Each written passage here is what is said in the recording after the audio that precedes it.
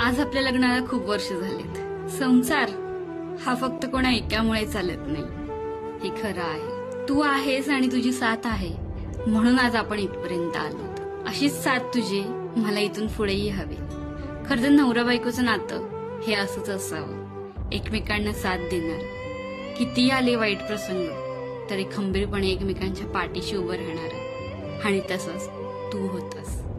Happy wedding anniversary माझ्या life पार्टनरला। आपलं नातं कितीही जुनं झालं ना तरी ते नवीनच वाटतं, कारण प्रेम आजही आधीसारखंच आहे।